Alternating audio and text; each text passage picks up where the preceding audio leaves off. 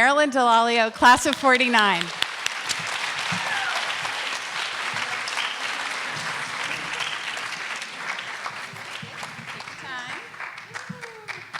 All right.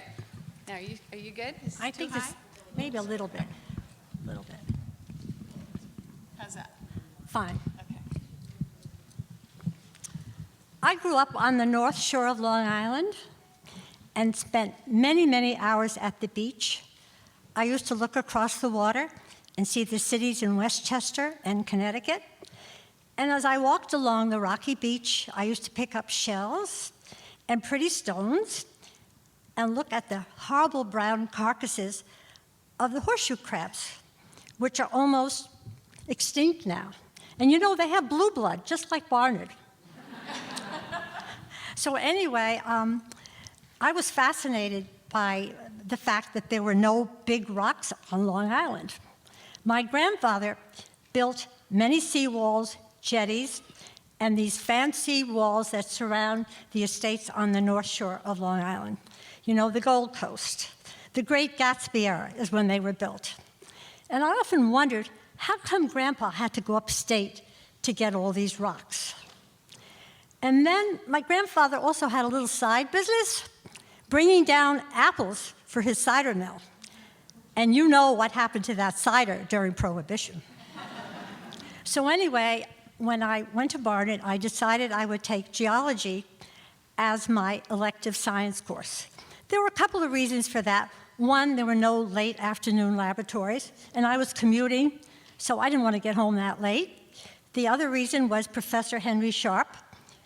He was the head of the department, and he actually taught an introductory course. That was good. And then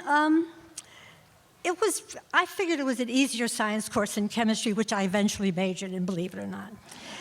So just about the time that I received information about our reunion, there was an article in the New York Times about how a Korean manufacturer of consumer goods had received a variance to build a 143-foot glass skyscraper over the Palisades.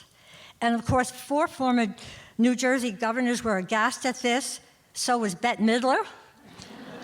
And they've been asking them to build out rather than up, so they don't ruin that beautiful view. As a matter of fact, it is a natural national landmark. Theodore Roosevelt was behind it. They didn't want to see quarries there. They wanted to preserve this beautiful view for future generations. So when I also found out, when I took my geology course, that there would be a field trip. There were no field trips when I was in high school. It was wartime. There was rationing. So when I found out we were going to New Jersey, I thought that was really exciting. And also, I looked into where the name Palisades came from. The Latin root is palus, which means stake, and I don't mean stakes like in a horse race, but stakes like in a fence, because it looks like a row of trees or a fence of trees. And the Indians, the Lenape Indians, named the town of Weehawken really after them, because in their language it means trees that look like a fence. So we decided, Professor Sharp decided one day that we would go on a field trip to the Palisades, and we were really all excited about it. So here we were, a bunch of teenage girls wearing dresses and skirts and saddle shoes. We all got on this bus, and we were given these little picks to look for fossils. And Professor Sharp, he wore a coat and tie. He didn't dress like Indiana Jones. We must have looked quite a sight, piling out of this, you know, the teenage girls dressed really very inappropriately. So I found a fossil. I don't even remember what the fossil looked like anymore, or what it was a fossil for. But what I've never forgotten about that course were the names of the 3 types of rock on which New York City is built: Fordham gneiss, Inwood limestone, and Manhattan schist. Don't forget those 3 names. And they form the topography of New York City. Now, you'll remember a few years ago, not even 2 years ago, we had Superstorm Sandy. And you know what happened to Lower Manhattan? Because it's built largely on fill, not the natural bedrock of Manhattan. And the year before that, we had a slight little earthquake over in New Jersey, but the Palisades were not affected. They're about 500 feet high, and nobody goes there on a field trip anymore. A couple of weeks ago, somebody was there and started to slide down the slope. It's really kind of dangerous, and Professor Sharp stopped taking people over there, I think in 1963, because it wasn't a wise thing to do.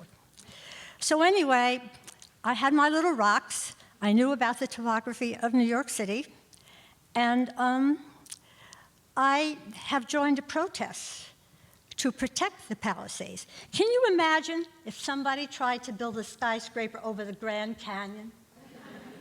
That's what just would happen, and there are already too many skyscrapers, glass skyscrapers in New York City. I mean, you can't even see the river sometimes for these big buildings. So you'll all have to join me in this protest. But anyway, I don't stop to pick up shells or stones anymore, because I really can't bend over to pick them up. But I have collected, over the years, a number of different specimens, and I have them in a glass lamp. I have it on my cell phone, what the lamp looks like. It's full of these pretty little stones in racks. And it's on my bedside table, and every night when I go to bed, I always read a while. And when I read and I look at the lamp and go to shut it off, I always think of Professor Henry Sharp. Okay.